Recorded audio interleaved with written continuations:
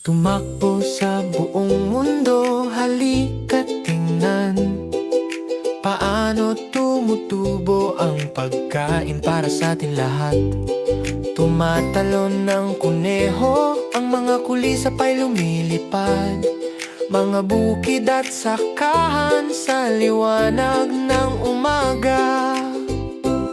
Sa maliit na hardin kung saan tumutubo ang karot, humuhukay ang kuneho habang marahang umiihip ang hangin.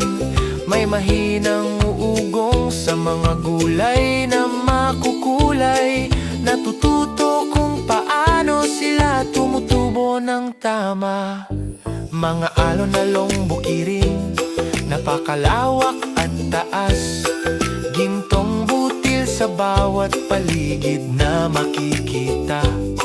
Sa isang malaking sakahan, sila'y naglalakbay ng may tuwa. Magkakasama silang naglalakad, magkatabi sa daan. Sa palayang may tubig kung saan sumasayaw ang palay.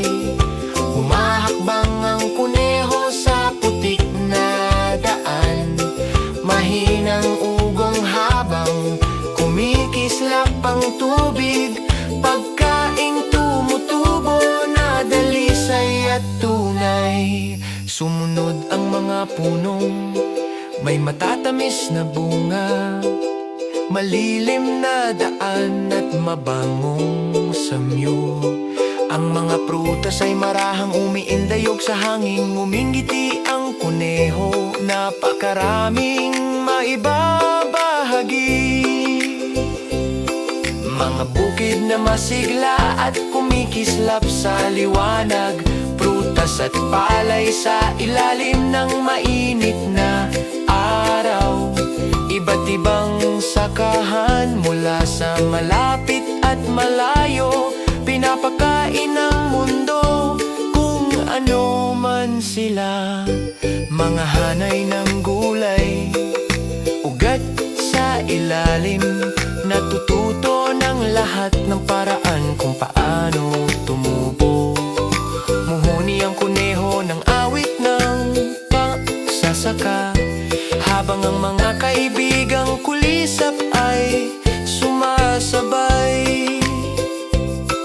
Mga basket na puno ng butil at prutas makukulay na ani mula ugat hanggang usbong. Habang ang araw ay papalubog na, ang paglalakbay sa pagsasaka ay hindi nagtatapos.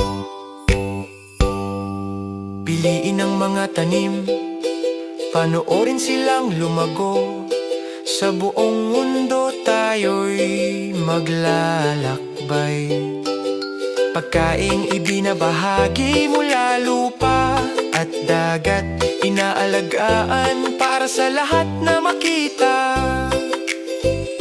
Iba't ibang lupain, iba't ibang paraan.